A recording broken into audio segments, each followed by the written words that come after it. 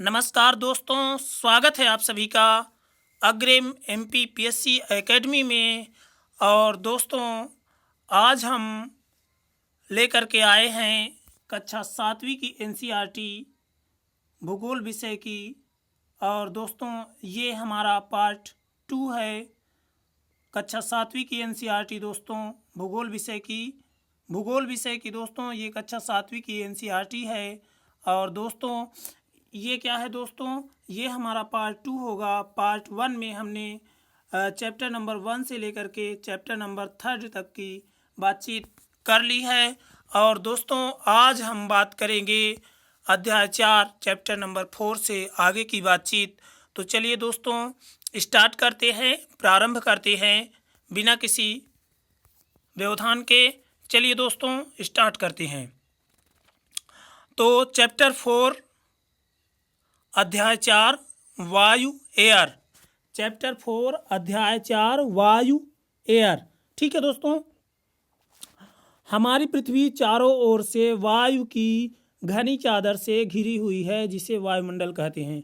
तो जो हमारी पृथ्वी है दोस्तों, हमारी पृथ्वी क्या है दोस्तों, चारों ओर से वायु की घनी चादर, वायु की घनी परत से क्या है दोस्तों, घिरी हुई है। और जिसको क्या कहते हैं दोस्तों, वायुमंडल कहते हैं। क्या कहते हैं दोस्तों, वायुमंडल कहते हैं।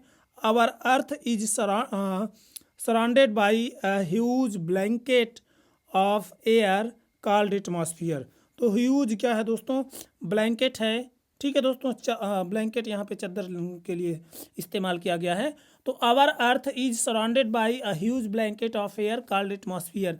तो जो क्या है दोस्तों, घनी चादर है, जो क्या है हमारी पृथ्वी को चारों ओर से सराउंड किए है, वही क्या है दोस्तों, उसी को एटमॉस्फियर कहते हैं, उसी को वायुमंडल कहते हैं। ठीक है दोस्तों, अगला पॉइंट देख लेते हैं दोस्तों। पृथ्वी पर सभी जीव जीवित रहने के लिए वायुमंडल पर निर्भर हैं। और पृथ्वी पर क्या है दोस्तों, सभी जीव क्या हैं, जीवित रहने के लिए वायुमंडल पर निर्भर हैं। सभी जीव जीवित रहने के लिए किस पर निर्भर हैं दोस्तों, वायुमंडल पर निर्भर है, एटमॉस्फियर पर निर्भर हैं। All living beings on this earth depends on the atmosphere for their survival। तो सभी जो है तो जीवित जीव क्या है दोस्तों, सभी जीवित जीव या सभी जो जीवित रहने वाले जीव हैं, वो पृथ्वी पर वायुमंडल के कारण ही क्या कर पा रहे हैं दोस्तों, सरवाइव कर पा रहे हैं। मतलब वायुमंडल के कारण ही क्या है दोस्तों, जी पा रहे हैं। अगला पॉइंट है दोस्तों, यह हमें सांस लेने के लिए वायु प्रदान करता है। वायुमंडल क्या करता है दोस्तों, हमको सांस लेने के लिए वायु प्रदान करता है, एयर प्रदान करता है। It provides us the air we breathe and protect us from the harmful effect of the sun's rays. तो ये क्या करता है दोस्तों, सांस लेने के लिए हमको वायु भी प्रदान करता है, साथ में ये क्या करता है, सूर्य से आने वाली हानिकारक विकिरणों से हमारी रक्षा भी करता है। क्या करता है दोस्तों, सूर्य से जो हानिकारक पराबैंगनी विकिरणें आती हैं, उनसे क्या करता है, ये वायुमंडल ही क्या करता है दोस्तों, हमारी रक्षा करता है। तो सबसे पहले हम लोगों ने 3 चीज़ें देखा। सबसे पहले हमने देखा कि वायुमंडल किसको कहते हैं। तो पृथ्वी क्या है, चारों ओर से वायु की घनी चादर से घिरी है, जिसको वायुमंडल कहते हैं। और इसी वायुमंडल के कारण ही क्या है दोस्तों, सभी जीव जो है तो जीवित रह पाते हैं धरती पर। और दोस्तों, सांस लेने के लिए यही वायुमंडल क्या करता है, हमको वायु भी प्रदान करता है। साथ में ये क्या करता है, सूर्य से आने वाली हार्मफुल जो क्या है दोस्तों, हार्मफुल इफेक्ट वाली जो रेज है दोस्तों, जो किरणें हैं, विकिरणें हैं, उनको भी ये क्या करती है, पृथ्वी पर आने से रोकता है। क्या, कौन रोकता है दोस्तों, वायुमंडल रोकता है। ठीक है दोस्तों, आगे चलते हैं। आगे है दोस्तों, सूर्य की किरणों के हानिकारक प्रभाव से हमारी रक्षा करता है। क्या करता है दोस्तों, वायुमंडल क्या करता है दोस्तों, protects us from the harmful effect of the sun's rays. ये क्या करता है दोस्तों, सूर्य से जो हानिकारक किरणें आती हैं, हानिकारक जो विकिरणें आती हैं, उनके प्रभाव जो है तो हमारे ऊपर ना पड़े, है ना। इससे क्या करता है, ये वायुमंडल हमारी रक्षा करता है। यह वह वायु राशि है जिससे पृथ्वी के तापमान को रहने योग्य बनाया है। तो वायुमंडल क्या है दोस्तों, जिससे मिलकर के बना है। तो ये एक प्रकार की क्या है दोस्तों, वायु राशि है जी, जो क्या करती है दोस्तों, पृथ्वी के तापमान को रहने योग्य बनाती है। क्या करती है दोस्तों, जो पृथ्वी का टेम्परेचर है उसको क्या करती है दोस्तों, रहने के लिए लाइवेबल बनाती है। ठीक है दोस्तों। तो it is the mass of air that has made the temperature on the earth livable. तो दोस्तों ये क्या करती है, पृथ्वी के पास क्या है दोस्तों, एक प्रकार की वायु राशि है जो क्या करती है, तापमान को नियंत्रित करके, है ना, पृथ्वी पर रहने योग्य क्या कर देती है, कंडीशंस बना देती है। ठीक है दोस्तों। आगे देख लेते हैं। यहाँ पे देखिए हमारा क्या है दोस्तों, वायुमंडल का संगठन दिखाया गया है। कंपोजिशन ऑफ एटमॉस्फेयर, वायुमंडल का संगठन। तो सबसे पहले देख लेते हैं। यहाँ पे आर्गन 0.93%, कार्बन 0.03%, ऑक्सीजन 21% और नाइट्रोजन 78%। ठीक है दोस्तों। इसका एग्जैक्ट आंकड़ा आप लोग याद रखेंगे, 78.8 है, 78.8 है इसका। और इसका क्या है दोस्तों, 20 इसका क्या है दोस्तों, 2 ऐसा करके आंकड़ा है। लेकिन यहाँ पे ठीक दिया है ना, एकदम एग्जैक्ट ही दिया है। क्या दिया है, 21% ऑक्सीजन और नाइट्रोजन कितना दोस्तों, 71%। ये थोड़ा बहुत ऊपर नीचे आंकड़ों में हो सकता है, तो जिस तरह के आंकड़े आएंगे उस तरह से आप लोग क्या कर लेंगे, है ना, अपने ऑप्शंस को चूज करेंगे। ठीक है दोस्तों। कभी कभी आंकड़ा क्या कर देता है, नाइट्रोजन में 79% भी दे देता है, या कि ऑक्सीजन में, है ना, 20.90% भी दे देता है। तो इस तरह के आंकड़े आप लोग ध्यान में रखेंगे। ठीक है दोस्तों। ये कभी कभी आंकड़े से जो है तो क्लियर कर एकदम से सीधे सीधे ही क्या कर देता है, मैचिंग बनाने के लिए क्वेश्चंस दे देता है, फ्रेम कर देता है। तो आप लोग इसको थोड़ा सा आंकड़ों को ध्यान में रखेंगे। तो नाइट्रोजन 78% और ऑक्सीजन क्या है दोस्तों, 21%। ये दोनों गैसें मिला करके वायुमंडल के 99% भाग का क्या करती हैं, प्रतिनिधित्व करती हैं ये दोनों गैस। और अन्य सभी गैसों में 0.04% है। और आर्गन, कार्बन डाइऑक्साइड भी क्या है दोस्तों, आर्गन क्या है 0.93%। और कार्बन डाइऑक्साइड क्या है दोस्तों, 0.03%। लेकिन अब इसकी मात्रा क्या हो गई दोस्तों, वायुमंडल में बढ़ गई है। तो इसकी मात्रा अब लगभग क्या बताई जा रही है, 0.04% के लगभग। आगे देख लेते हैं दोस्तों। नाइट्रोजन में ऑक्सीजन ऐसी दो गैसें हैं जिनसे वायुमंडल का भाग बना है। जिनसे क्या बना है दोस्तों, वायुमंडल का भाग बना है। Nitrogen and oxygen are 2 gases which make up the bulk of the atmosphere. तो क्या है दोस्तों, ये दो जो नाइट्रोजन और ऑक्सीजन अभी हमने जो देखा था, तो नाइट्रोजन और ऑक्सीजन ऐसी दो गैसें हैं जिनसे वायुमंडल क्या है दोस्तों, बहुत बड़ा भाग बना है। Carbon dioxide, helium, ozone, argon एवं हाइड्रोजन कम मात्रा में पाई जाती हैं। तो carbon dioxide, helium, ozone, argon एवं हाइड्रोजन क्या है दोस्तों, कम मात्रा में पाई जाती हैं। Carbon dioxide, helium, ozone, argon, hydrogen are found in lesser, है ना, क्वांटिटीज़। तो ये क्या है दोस्तों, लेजर क्वांटिटीज़ कम मात्रा में पाई जाती हैं। इन गैसों के अलावा धूल के छोटे छोटे कण भी हवा में मौजूद होते हैं। तो इन गैसों के अलावा और क्या है दोस्तों, जो धूल के क्या हैं छोटे छोटे कण हैं, वो भी क्या होते हैं दोस्तों, हवा में मौजूद होते हैं। Apart from these gases tiny dust particle are also present in the air. तो apart from these gases tiny dust particle are also present in the air. तो ये क्या है दोस्तों, इन गैसों के अलावा क्या है, अन्य क्या है, छोटे धूल के कण हवा में क्या है दोस्तों, मौजूद रहते हैं। वायु में कहाँ रहते हैं दोस्तों, मौजूद रहते हैं। अन्य क्या है, छोटे छोटे धूल के कण भी क्या रहते हैं दोस्तों, हवा में मौजूद रहते हैं। आगे देख लेते हैं दोस्तों, नाइट्रोजन क्या है।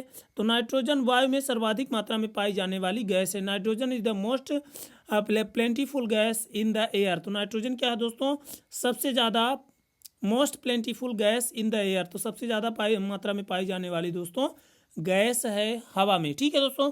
हवा में या वायु में सबसे ज़्यादा मात्रा किसकी है दोस्तों, किस गैस की, तो नाइट्रोजन गैस की। ये आप लोगों को है ना पता ही होगा आमतौर पर, लेकिन अगर नहीं पता है तो आप लोग ध्यान में रखेंगे।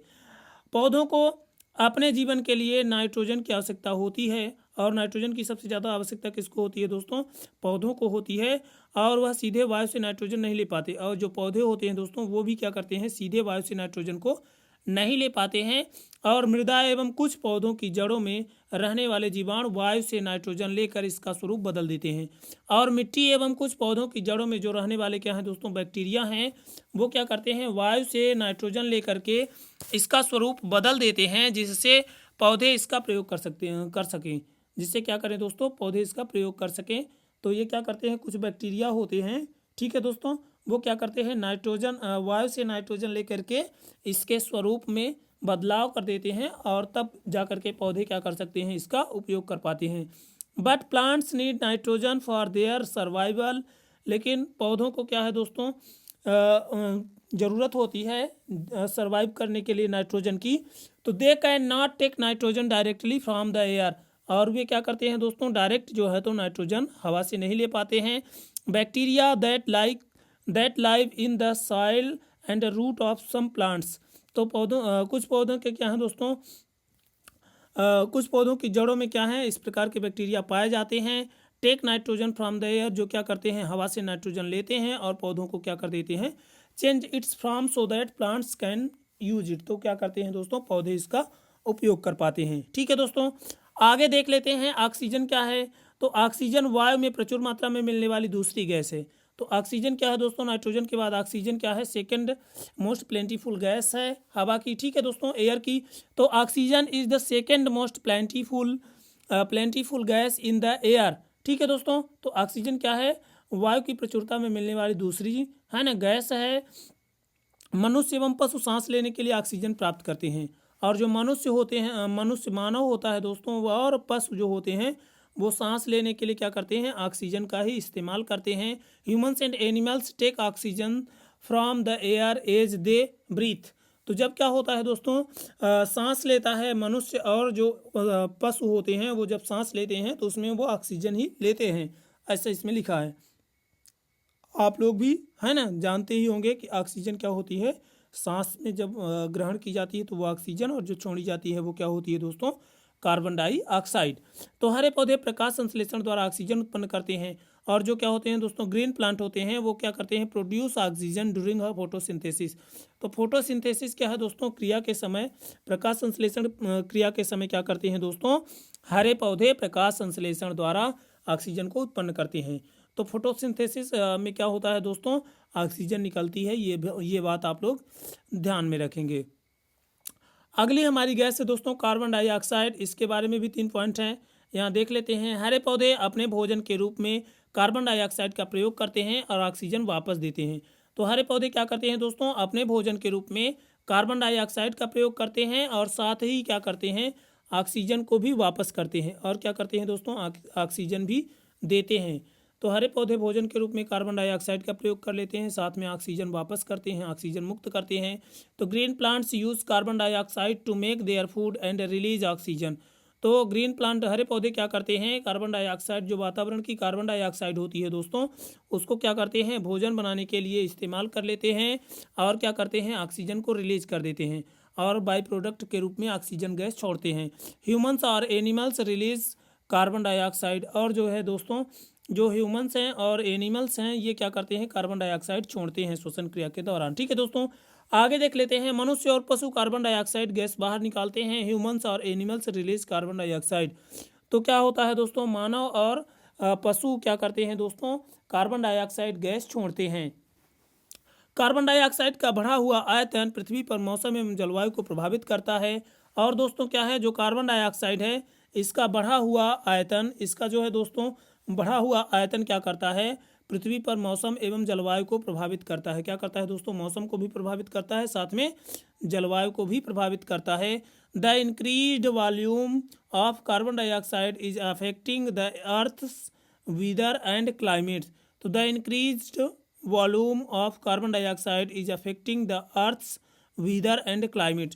क्या करता है दोस्तों? मौसम और जलवायु दोनों को क्या करता है? प्रभावित करता है। कौन? कार्बन डाइऑक्साइड की बढ़ी हुई मात्रा, ठीक है दोस्तों।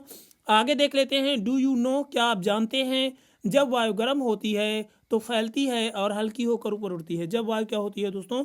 गर्म होती है। जब वायु को क्या करते हैं दोस्तों? गर्म करते हैं। जब वायु को गर्म करते हैं, है ना, जब हवा क्या होती है दोस्तों, गर्म होती है, तो ये क्या करती है दोस्तों, वायु जब गर्म होती है तो हल्की होकर के ऊपर उठती है। क्या होती है दोस्तों, हल्की होकर के ऊपर उठती है। और ठंडी वायु सघन और भारी होती है। और जो ठंडी वायु होती है दोस्तों वो क्या होती है, सघन होती है और भारी भी होती है, वजनी होती है, इसलिए इसमें नीचे रहने की प्रवृत्ति होती है, इसलिए ये क्या होती है दोस्तों, नीचे रहती है। गर्म वायु के ऊपर उठने पर आसपास के क्षेत्रों से ठंडी वायु रिक्त स्थान को भरने के लिए वहां आ जाती है। तो क्या है दोस्तों, जो गर्म वायु है, गर्म वायु के ऊपर उठने पर आसपास के क्षेत्रों से ठंडी वायु रिक्त स्थान को भरने के लिए वहां आ जाती है और इस प्रकार वायु चक्र चलता है। तो इस प्रकार क्या चलता है दोस्तों, जो क्या है एयर साइकिल होता है वो चलता रहता है।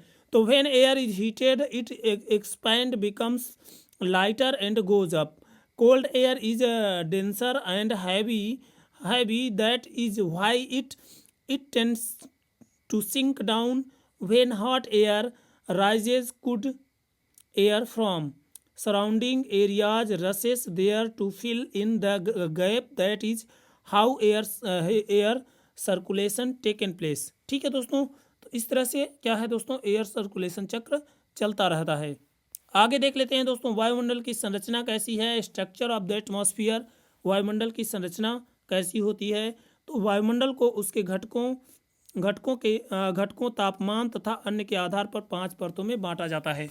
तो वायुमंडल की संरचना में क्या है दोस्तों, वायुमंडल की संरचना में अब वायुमंडल के जो घटक हैं दोस्तों उसको क्या किया गया है, तापमान और अन्य आधारों पर 5 परतों में बांटा गया है। The atmosphere is divided into 5 layers based on composition, temperature and other properties. तो क्या है दोस्तों, कंपोजिशन, संगठन, तापमान और अन्य गुणों के आधार पर 5 परतों में क्या किया गया है दोस्तों, डिवाइड किया गया है। किसको दोस्तों डिवाइड किया गया है, वायुमंडल को डिवाइड किया गया है। तो वायुमंडल को क्या किया गया है दोस्तों, उसके घटकों, तापमान और अन्य के आधार पर 5 परतों में बांटा गया है। इन परतों को पृथ्वी की सतह से शुरू करते हुए क्षोभ मंडल, समताप मंडल, मध्य मंडल, आयन मंडल और बहिर्मंडल कहा जाता है। तो क्षोभ मंडल, समताप मंडल, मध्य मंडल, आयन मंडल और बहिर्मंडल, इसको क्या कहा जाता है दोस्तों, कहा जाता है। तो सबसे पहला क्षोभ मंडल और सबसे लास्ट में बहिर्मंडल है। ठीक है दोस्तों, बीच में समताप मंडल है जिसमें ओजोन परत पाई जाती है, और फिर मध्य मंडल, फिर आयन मंडल। ठीक है दोस्तों, इस तरह से ये मंडलों का क्या है दोस्तों, विभाजन है। आगे देख लेते हैं दोस्तों इसी तरह से इंग्लिश टर्म में। तो क्या है, these layers starting from earth surface are called the troposphere, the stratosphere, the mesosphere, the thermosphere and the exosphere. ठीक है दोस्तों, आगे देख लेते हैं। ये क्या है दोस्तों, हमारे जो है तो वायुमंडल की संरचना है। यहाँ पर क्या है दोस्तों, यहाँ पर इसका क्षोभ मंडल इस एकदम सबसे शुरू में होता है क्षोभ मंडल दोस्तों, फिर समताप मंडल, समताप सीमा, फिर मध्य मंडल, मध्य सीमा, फिर बाह्य मंडल, बहिर्मंडल। तो इस तरह से डिवाइड है दोस्तों। सबसे पहले क्या है दोस्तों, ट्रोपोस्फियर, फिर ट्रोपोपास, फिर स्ट्रेटोस्फियर, स्ट्रेटोस्पास, फिर मध्य मंडल, मीजोस्फियर, फिर मीजोपास, और फिर क्या है दोस्तों, वायुमंडल, बाह्य वायुमंडल या बहिर्मंडल इसको कहा गया है। तो इस तरह से आप लोग याद रखेंगे। तो हर मंडल के बाद दोस्तों क्या है, एक सीमा है, और क्या है दोस्तों, मध्य सीमा के बाद जो बहिर्मंडल है उसकी कोई सीमा नहीं है। इस तरह से आप लोग ध्यान में रखेंगे। आगे देखते हैं दोस्तों, वायुमंडल की संरचना। क्षोभ मंडल क्या है दोस्तों, क्षोभ मंडल। क्षोभ मंडल क्या है दोस्तों, वायुमंडल की संरचना। क्षोभ मंडल, वायुमंडल की संरचना।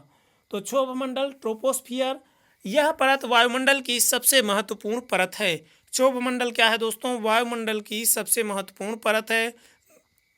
This layer is the most important layer of the atmosphere. इसकी औसत ऊंचाई 13 किलोमीटर है। It's average height in 13 km। हम इसी मंडल में मौजूद वायु में सांस लेते हैं। The air we breathe exist here. मौसम की लगभग सभी घटनाएं जैसे वर्षा, कोहरा, ओला वर्षण इसी परत के अंदर होती हैं। Almost all the weather phenomena like rainfall, fog and hail storm occur in this layer. ठीक है दोस्तों, सभी जो है तो मौसमी घटनाएं लगभग जैसे कोहरा, वर्षा, ओला वर्षण, ये सब क्या है दोस्तों, इसी परत क्षोभ मंडल में ही क्या होती हैं दोस्तों, होती हैं। आगे देखते हैं दोस्तों, वायुमंडल की संरचना की जो दूसरा स्तर है वो क्या है, समताप मंडल है। तो क्षोभ मंडल के ऊपर का भाग समताप मंडल कहलाता है। एबव द ट्रोपोस्फियर लाइज थर्म स्ट्रेटोस्फियर, ठीक है दोस्तों, लाइज द स्ट्रेटोस्फियर, यह 50 किलोमीटर की ऊंचाई तक फैला है। It extends up to height of 15 km। यह परत बादलों एवं मौसम संबंधी घटनाओं से मुक्त होती है। This layer is almost free from clouds and associated weather phenomenon. इसके फलस्वरूप यहाँ की परिस्थितियाँ हवाई जहाज उड़ाने के लिए आदर्श होती हैं। Making conditions most ideal for flying aeroplanes. समताप मंडल की एक महत्वपूर्ण विशेषता यह है कि इसमें ओजोन गैस की परत होती है। यह परत सूर्य से आने वाली हानिकारक गैसों से हमारी रक्षा करती है। तो समताप मंडल में ही क्या होता है दोस्तों, ओजोन गैस की परत पाई जाती है। और ये ओजोन क्या करती है दोस्तों, सूर्य से आने वाली हानिकारक गैसों से हमारी क्या करती है दोस्तों, रक्षा करती है। तो one important feature of stratosphere is that it contains a layer of ozone gas. We have just learnt how it protects us from harmful effect of the sun's rays। ठीक है दोस्तों, तो ये क्या करती है, सूर्य से जो हानिकारक गैसें आती हैं, है ना, तो उनसे क्या करती है दोस्तों, समताप मंडल में जो ओजोन परत होती है ये क्या करती है दोस्तों, हमारी रक्षा करती है। अगला संरचना में अगली परत है हमारी मीजोस्फियर या मध्यमंडल। ठीक है दोस्तों, मीजोस्फियर या मध्यमंडल यह वायुमंडल की तीसरी परत है। यह समताप मंडल के ठीक ऊपर होती है। और ये क्या है दोस्तों, समताप मंडल के ठीक ऊपर है। This is the third layer of the atmosphere. It lies above the stratosphere. और ये क्या है दोस्तों, स्ट्रेटोस्फियर के ऊपर है। ठीक है दोस्तों, यह लगभग 80 किलोमीटर की ऊंचाई तक फैली है। और जो क्या है दोस्तों, मध्य मंडल है, ये 80 किलोमीटर की ऊंचाई तक फैला है। It extend up to the height of 80 km। अंतरिक्ष से प्रवेश करने वाले उल्कापिंड इसी परत में आने पर जल जाते हैं। तो मध्यमंडल में ही क्या होता है दोस्तों, जो उल्कापिंड होते हैं तो जब मध्यमंडल में प्रवेश करते हैं तो वो क्या होते हैं, जल जाते हैं। तो meteorites burn up in this layer on entering from the space. तो इस परत में क्या होता है, जब दोस्तों अंतरिक्ष से प्रवेश करते हैं कौन दोस्तों, उल्कापिंड, तो क्या होते हैं, इस परत में आने पर जल जाते हैं। ठीक है दोस्तों, आगे देखते हैं दोस्तों, वायुमंडल की अगली जो परत है वो कौन सी है दोस्तों, तो वो क्या है, बाह्य वायुमंडल या थर्मोस्फियर। इसको तापमंडल भी कहीं कहीं कहा जाता है दोस्तों, तो ध्यान रखेंगे आप लोग, तापमंडल। ठीक है दोस्तों, थर्मोस्फियर। तो वायुमंडल में बढ़ती ऊंचाई के साथ तापमान अतिरिक्त तीव्रता से बढ़ता है। तो in thermosphere temperature rises very rapidly with increasing height. तो हाइट बढ़ने के साथ क्या है दोस्तों, तापमान बढ़ता है। ध्यान में रखेंगे, आयन मंडल इस परत का एक भाग है। और इस परत का एक भाग क्या है दोस्तों, आयन मंडल है। और यह 80 से 400 किलोमीटर तक फैला है। और ये क्या है दोस्तों, 80 to 400 km तक क्या है दोस्तों, फैला है। तो ionosphere is a part of this layer. It extend between 80 to 400 km। Radio संचालन के लिए इस परत का उपयोग होता है। रेडियो संचालन के लिए क्या होता है दोस्तों, रेडियो किरणों के संचालन के लिए इसी परत का उपयोग किया जाता है, आयनोस्फीयर का प्रयोग किया जाता है दोस्तों। This layer help in radio transmission. और ये क्या होती हैं, परत रेडियो किरणों के प्रसारण के लिए मदद करती है। वास्तव में पृथ्वी से प्रसारित रेडियो तरंगे इस परत द्वारा पुनः पृथ्वी पर परावर्तित कर दी जाती हैं। और जो रेडियो तरंगे होती हैं दोस्तों, जो क्या करती हैं, जो रेडियो तरंगे होती हैं, तो जो प्रसारित क्या होता है, कार्यक्रम होता है, उसको फिर से पृथ्वी पर परिवर्तित करने का काम यही करती हैं। तो in fact radio waves transmitted from the earth are reflected back to the earth by this layer. तो इसी लेयर पर क्या होता है दोस्तों, वो परावर्तित कर देती हैं। ठीक है दोस्तों, तो दोस्तों वायुमंडल की संरचना में हमारा पांचवा भाग है बहिर्मंडल, एग्जोस्फियर।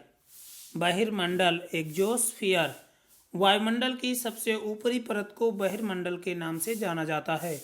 तो जो वायुमंडल की क्या होती है दोस्तों, सबसे ऊपरी परत होती है, उसको बहिर्मंडल के नाम से जाना जाता है। The uppermost layer of the atmosphere is known as exosphere.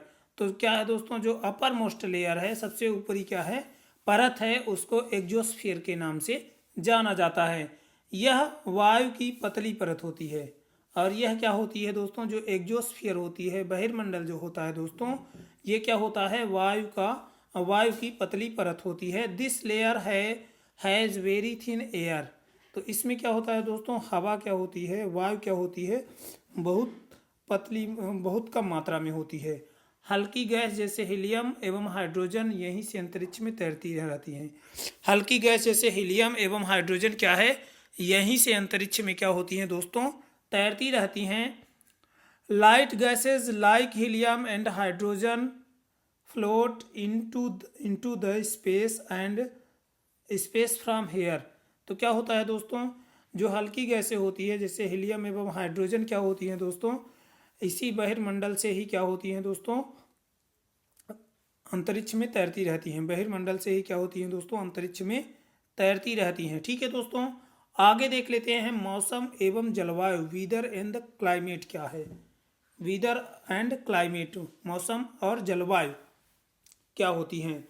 तो मौसम वायुमंडल की प्रत्येक घंटे व दिन प्रतिदिन की स्थिति होती है। मौसम क्या होता है दोस्तों, वायुमंडल की प्रत्येक घंटे एवं दिन प्रतिदिन की स्थिति होती है। तो जो क्या होता है, हर घंटे और क्या होता है दोस्तों, दिन प्रतिदिन, है ना, की स्थिति होती है, उसको मौसम कहते हैं। Weather is the hour to hour day to day condition of the atmosphere. तो क्या होता है दोस्तों, जो वीदर होता है, मौसम जो होता है दोस्तों, वो क्या होता है, घंटे प्रत्येक घंटे और क्या है, दिन प्रतिदिन की स्थिति होती है, किसकी, वायुमंडल की। ठीक है दोस्तों, दीर्घकाल में किसी स्थान का औसत मौसम, दीर्घकाल में किसी स्थान का औसत मौसम उस स्थान की जलवायु बताता है। तो जब क्या होता है दोस्तों, ज़्यादा लंबा टाइम पीरियड जब रहेगा तब क्या होगा दोस्तों, किसी स्थान की जो औसत क्या होगा दोस्तों, औसत जो मौसम होगा दोस्तों, उस स्थान की जलवायु को बताता है। तो दीर्घकाल में किसी स्थान का जो एवरेज क्या होता है दोस्तों, एवरेज वीदरिंग होती है दोस्तों, वो क्या बताती है, वो उस स्थान की जलवायु को बताता है। तो the average weather condition of a place for a longer period of time represents the climate of a place. तो the average weather condition of a place for a longer period of time represent the climate of a place. तो क्या होता है दोस्तों, जब क्या होता है, दीर्घकालीन समय में क्या होता है, किसी स्थान की का जो औसत मौसम होता है, उसको क्या कहते हैं, उस स्थान की जलवायु कहा जाता है। आगे है दोस्तों टेम्परेचर क्या है। तो वायु में मौजूद ताप एवं शीतलता के परिणाम को तापमान कहते हैं। तो वायु में मौजूद ताप एवं शीतलता के जो परिणाम होते हैं, परिमाण होता है दोस्तों, जो परिमाण होता है उसको क्या कहते हैं, तापमान कहते हैं। तो वायु में मौजूद ताप एवं शीतलता का क्या होता है, जो परिमाण होता है दोस्तों, उसको क्या कहते हैं, तापमान कहते हैं। The degree of hotness and coldness of the air is known as temperature. तो क्या होता है दोस्तों, डिग्री जो होती है ना, गर्म और ठंडे होने की जो क्या है दोस्तों, माप होती है, उसी के आधार पर क्या कहते हैं कि हवा क्या है, गर्म है या ठंडी है। ठीक है दोस्तों, वही क्या कहलाता है दोस्तों, हवा का air is known as temperature. तो जो क्या है दोस्तों, हवा का क्या है, गर्म हवा या ठंडी हवा की जो स्थिति है, वो क्या कहलाती है दोस्तों, टेम्परेचर कहलाती है, तापमान कहलाती है। तो वायु में मौजूद ताप एवं शीतलता के परिमाण को तापमान कहते हैं। ठीक है दोस्तों, आगे देखते हैं इंसोलेशन क्या होता है, आतपन क्या है। ठीक है दोस्तों, आतपन एक महत्वपूर्ण कारक है जो तापमान के वितरण को प्रभावित करता है। तो आतपन क्या होता है दोस्तों, एक इम्पोर्टेंट फैक्टर है जो क्या करता है, तापमान के डिस्ट्रीब्यूशन को, टेम्परेचर के डिस्ट्रीब्यूशन को क्या करता है दोस्तों, प्रभावित करता है। An important factor that influences the distribution of temperature is insolation. तो इंसोलेशन क्या है दोस्तों, एक महत्वपूर्ण कारक है जो क्या करता है दोस्तों, तापमान के वितरण को प्रभावित करता है, इन्फ्लुएंस करता है। क्या करता है दोस्तों? तापमान के वितरण को इन्फ्लुएंस करता है, प्रभावित करता है। अगला पॉइंट है दोस्तों, सूर्य से आने वाली वह ऊर्जा जिसे पृथ्वी रोक लेती है आतपन कहलाती है। तो सूर्य से आने वाली वह ऊर्जा जिसको कौन रोक लेता है दोस्तों? पृथ्वी रोक लेती है, क्या कहलाएगी? आतपन कहलाएगी। तो सूर्य जैसे दोस्तों क्या है, ये मान लीजिए सूर्य है और ये क्या है? पृथ्वी है। ठीक है दोस्तों, ये सूर्य है और ये क्या है? अर्थ है। तो सूर्य से जो आने वाली क्या है दोस्तों, मान लो सूर्य से जो ऊर्जा आएगी तो उसको पृथ्वी क्या कर लेगी? ये आ जाएगी तो पृथ्वी क्या कर लेगी? अपने अंदर रोक लेगी। तो वो क्या कहलाएगा? आतपन कहलाएगा। पृथ्वी का गर्म होना क्या कहलाएगा दोस्तों? इंसोलेशन कहलाएगा। Insolation is the incoming solar energy interrupted by the earth. तो क्या होता है दोस्तों, जैसे सूर्य है तो उससे क्या होता है, जो ऊर्जा आती है पृथ्वी पर और पृथ्वी उसको क्या कर लेती है?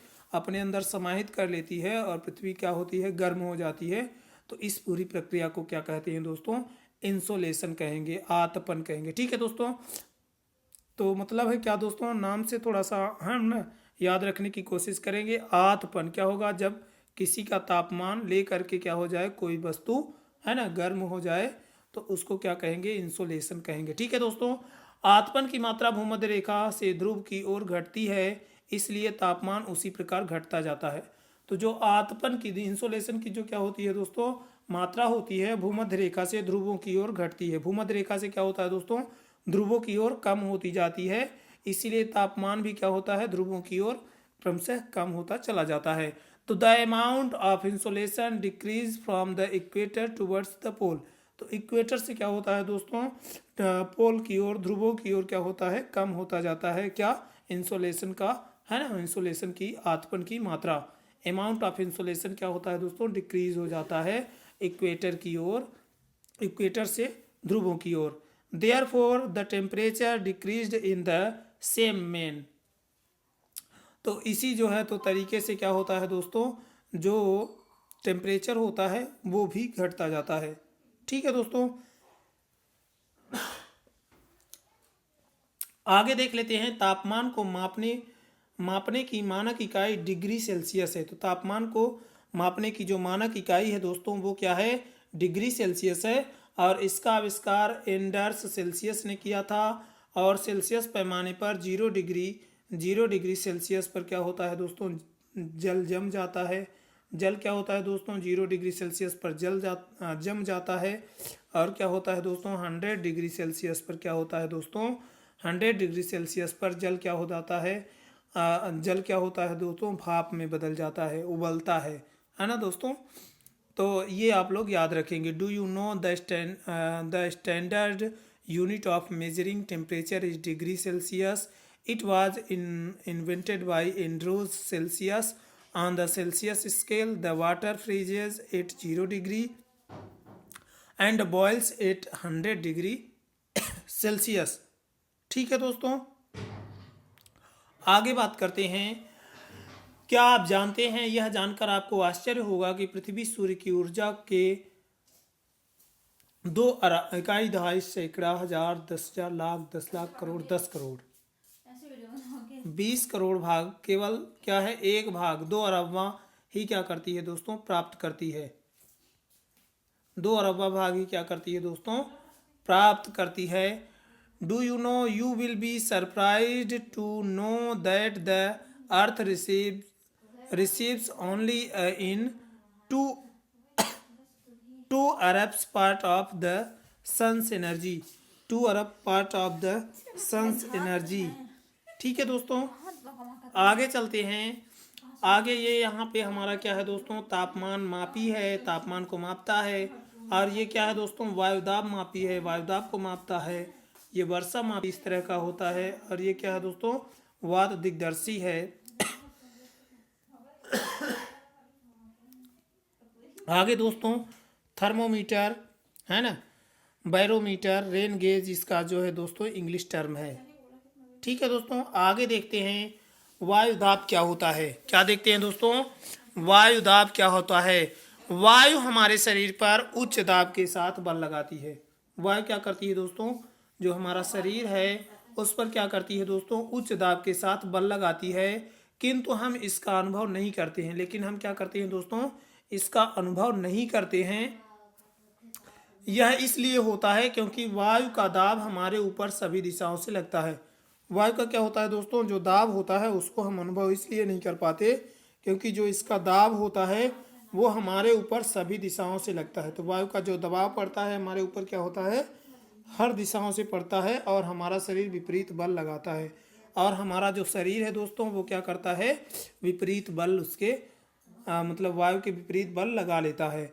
तो air above us pressure us with a great force on our bodies, however we don't even feel it. This is because the air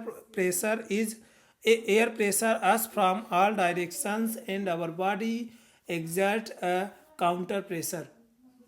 वही दोस्तों इसमें दिया है कि काउंटर प्रेशर के रूप में हमारी बॉडी क्या करती है दोस्तों, अलग से फोर्स लगा लेती है। तो अगला पॉइंट है दोस्तों, पृथ्वी की सतह पर वायु के भार द्वारा लगाया गया दाब वायु दाब कहलाता है। तो पृथ्वी की सतह पर जो वायु के भार द्वारा लगाया गया दाब होता है उसको क्या कहते हैं दोस्तों, वायु दाब कहते हैं। समझते चलिएगा दोस्तों। Air pressure is defined as the pressure exerted by the weight of air on the earth surface। तो एयर प्रेशर क्या है दोस्तों, एयर प्रेशर जो है वो पृथ्वी की सतह पर है ना, वायु के द्वारा जो लगाया गया भार होता है वही क्या कहलाता है दोस्तों, एयर प्रेशर कहलाता है। आगे देखते हैं दोस्तों, अगला पॉइंट है वायुमंडल में ऊपर की ओर जाने पर दाब तेजी से गिरने लगता है। तो जब हम क्या करते हैं दोस्तों, वायुमंडल में ऊपर की ओर जाते हैं, पृथ्वी से क्या होता है दोस्तों, ऊपर की ओर जाते हैं तो क्या होता है, दाब तेजी से गिरने लगता है। तो जो दाब होता है दोस्तों, जो प्रेशर होता है वो क्या होता है दोस्तों, गिरने लगता है। As we go up the layers of atmosphere the pressure falls rapidly. तो क्या होता है दोस्तों, प्रेशर जो है तो तीव्रता से गिरने लगता है। अगला हमारा पॉइंट है दोस्तों, अगला पॉइंट है समुद्र स्तर पर वायु दाब सर्वाधिक होता है। तो समुद्र के स्तर पर क्या होता है दोस्तों, जो वायु दाब होता है वो सर्वाधिक होता है। समुद्र स्तर पर क्या होता है दोस्तों, वायु दाब सबसे ज़्यादा होता है और ऊंचाई पर जाने पर यह घटता जाता है। और क्या होता है दोस्तों, जब जैसे जैसे क्या होता है दोस्तों, ऊंचाई बढ़ती जाती है तो ये क्या होता है, घटता चला जाता है। तो the air pressure is highest at sea level and decreased with height. तो क्या होता है दोस्तों, समुद्र स्तर पर जो वायु दाब होता है वो सर्वाधिक होता है और ऊंचाई पर जाने पर ये जो वायु दाब होता है दोस्तों, एयर प्रेशर जो होता है दोस्तों, ये घटता चला जाता है। ठीक है दोस्तों, आगे देखते हैं वायु दाब का क्षैतिज वितरण कैसा है। तो वायु दाब का क्षैतिज वितरण किसी स्थान पर उपस्थित वायु के ताप द्वारा प्रभावित होता है। तो क्या होता है दोस्तों, जो वायु दाब है उसका जो क्षैतिज वितरण है वो क्या होता है दोस्तों, किसी स्थान पर उपस्थित वायु के ताप द्वारा प्रभावित होता है। तो horizontally the distribution of air pressure is influenced by temperature of air at the given place. ठीक है दोस्तों, तो क्या है क्षैतिज वितरण, क्या है वायु दाब का जो क्षैतिज वितरण है वो क्या है दोस्तों, उस स्थान पर उपस्थित वायु के तापमान से क्या होता है दोस्तों, इन्फ्लुएंस्ड हो जाता है, मतलब प्रभावित होता है। अधिक तापमान वाले क्षेत्रों में वायु गर्म होकर ऊपर उठती है, यह निम्न दाब क्षेत्र बनाता है। तो जो अधिक तापमान वाले क्या है दोस्तों क्षेत्र हैं, वहाँ क्या होती है, वायु गर्म होकर के ऊपर उठती है और क्या होता है दोस्तों, यह जो है तो निम्न दाब का क्षेत्र बनाता है। In areas where temperature is high the air gets heated and rises, this creates a low pressure areas. तो ये क्या करता है दोस्तों, लो प्रेशर एरिया को है ना क्षेत्र बनाता है, निम्न दाब क्षेत्र बनाता है। तो अधिक तापमान वाले क्षेत्रों में वायु गर्म होकर के जब ऊपर उठती है दोस्तों, तो यहाँ पे क्या होता है, लो प्रेशर एरिया या लो प्रेशर जोन बन जाता है। निम्न दाब बादल युक्त आकाश एवं नम मौसम के साथ जुड़ा होता है। तो जो निम्न दाब होता है दोस्तों वो क्या होता है, बादल युक्त आकाश एवं नम मौसम के साथ जुड़ा होता है। Low pressure is associate with cloudy skies and wet weather. ठीक है दोस्तों, तो जो लो प्रेशर है वो क्या है, एसोसिएटेड होता है with cloudy skies and wet weather के रूप में। ठीक है दोस्तों, आगे चलते हैं। क्या आप जानते हैं कि चांद पर वायु नहीं है, अतएव वहाँ वायु दाब भी नहीं है। वहाँ पर क्या है दोस्तों, वायु का दबाव भी नहीं है। और अंतरिक्ष यात्री जब चांद पर जाते हैं तो वे विशेष रूप से सुरक्षित हवा से भरी हुई अंतरिक्ष पोशाक पहनते हैं। यदि वे इस अंतरिक्ष पोशाक को न पहने तो अंतरिक्ष यात्रियों के शरीर द्वारा विपरीत बल लगने के कारण उनकी रक्त शिराएं फट सकती हैं, जिससे क्या होगा दोस्तों, अंतरिक्ष यात्रियों का रक्त स्रावित हो सकता है, अंतरिक्ष यात्रियों का रक्त समाप्त हो सकता है। ठीक है दोस्तों, यही टर्म दोस्तों यहाँ पे इंग्लिश में लिखी है, आप लोग पढ़ लीजिएगा वीडियो को पास करके। आगे चलते हैं दोस्तों। पवन क्या होती है, तो उच्च दाब क्षेत्र से निम्न दाब क्षेत्र की ओर वायु की गति को पवन कहते हैं। तो हमेशा क्या होता है दोस्तों, उच्च दाब हाई प्रेशर बेल्ट से क्या होता है दोस्तों, लो प्रेशर बेल्ट की ओर जो वायु क्या करती है दोस्तों, गति करती है, तो उसको क्या कहते हैं, विंड कहते हैं, पवन कहते हैं। The movement of air from high pressure areas to low pressure areas is called wind. तो क्या होता है दोस्तों, जो पवन होती है वो हमेशा क्या करती है दोस्तों, हाई प्रेशर से लो प्रेशर की ओर चलती है। ये आप लोग ध्यान में रखेंगे। हाई टू लो विंड कहलाएगी, हाई टू लो जो चलेगी वो क्या कहलाएगी, विंड कहलाएगी। पवन को मुख्यतः 3 प्रकारों में विभाजित किया जा सकता है। पवनों को क्या कर सकते हैं दोस्तों, wind can be mainly divided into 3 types. तो मुख्यतः क्या है, 3 भागों में पवनों को विभाजित किया जा सकता है। स्थायी पवने परमानेंट विंड्स, और मौसमी पवने सीजनल विंड्स, और स्थानीय पवने लोकल विंड्स। ठीक है दोस्तों, तो इस तरह से हमने क्या देखा कि जो क्या है, पवनें होती हैं वो उच्च दाब क्षेत्र से निम्न दाब क्षेत्र की ओर गति करती हैं। ठीक है दोस्तों, और क्या होती हैं, 3 प्रकारों में विभाजित की जा सकती हैं। कौन कौन से दोस्तों, स्थायी, मौसमी और स्थानीय पवनों में, permanent seasonal and local wind में। ठीक है दोस्तों, आगे चलते हैं। स्थायी पवनें क्या होती हैं, तो स्थायी पवनें व्यापारिक पश्चिमी एवं पूर्वी पवनें स्थायी पवनें हैं। तो जो क्या है दोस्तों, पश्चिमी व्यापारिक पवनें और पूर्वी अस्थायी पवनें क्या हैं दोस्तों, व्यापारिक पश्चिमी एवं पूर्वी पवनें क्या हैं दोस्तों, स्थायी पवनें हैं। The trade winds westerlies and easterlies are the permanent winds. तो जो वेस्टर्लीज होती हैं दोस्तों पश्चिमी, और जो पूर्वी क्या हैं दोस्तों, ट्रेड विंड्स हैं, वही क्या कहलाती हैं दोस्तों, स्थायी पवनें परमानेंट विंड्स कहलाती हैं। ये वर्ष भर लगातार निश्चित दिशा में चलती रहती हैं। और इन पवनों की विशेषता क्या है दोस्तों, ये साल भर लगातार क्या होती हैं दोस्तों, एक निश्चित दिशा में चलती रहती हैं। These blow constantly through out the year in a particular directions. स्थानीय पवनें, ये पवनें किसी छोटे क्षेत्र में वर्ष या दिन की किसी विशेष समय में चलती हैं। These blow only during a particular period of the day or year in small areas। जो स्थानीय पवनें होती हैं दोस्तों, ये क्या होती हैं, किसी छोटे क्षेत्र में वर्ष या दिन की किसी विशेष समय में चलती हैं, है ना।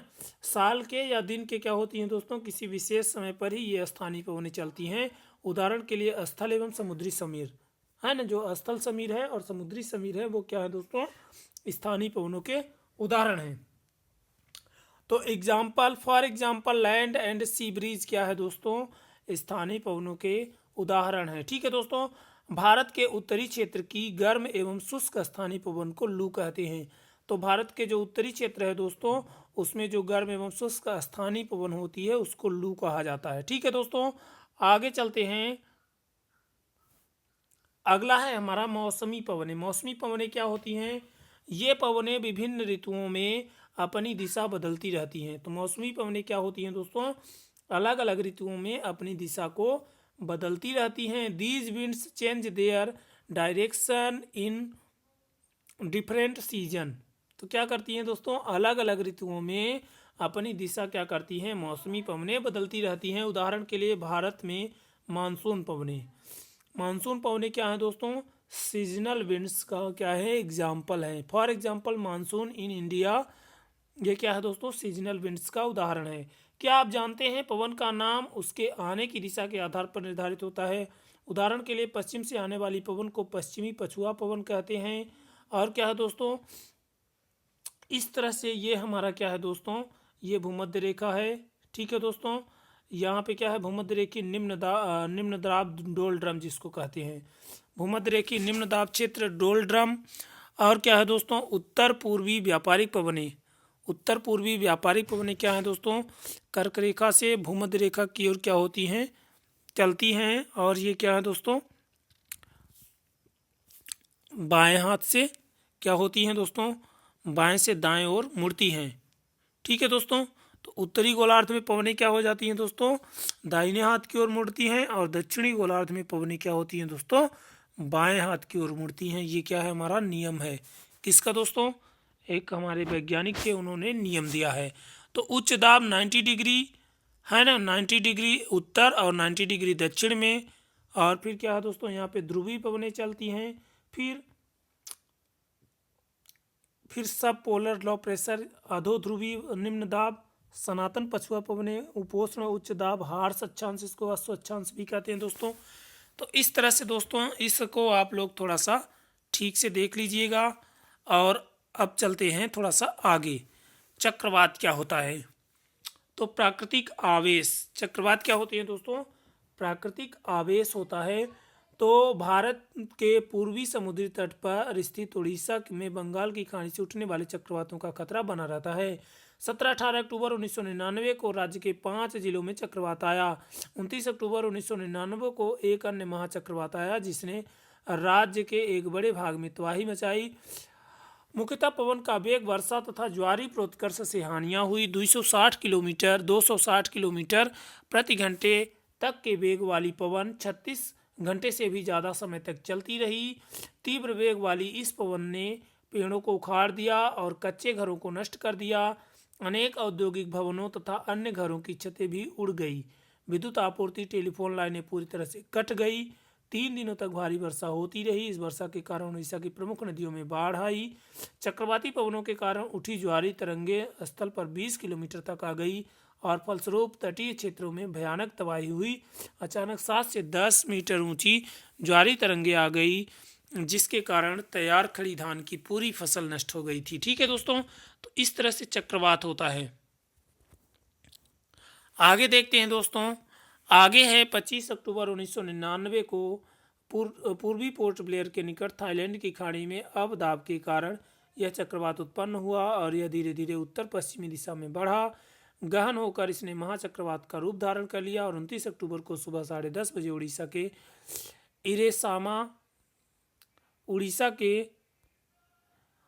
के इरेसामा एवं बालीकुडा के बीच के क्षेत्रों को प्रभावित किया। इस महाचक्रवात ने भुवनेश्वर, कटक और 28 तटीय नगरों सहित उड़ीसा के पूरे तट को बर्बाद कर दिया। इससे लगभग 130 लाख लोग प्रभावित हुए। बहुत बड़ी संख्या में पशुओं की मौत हो गई।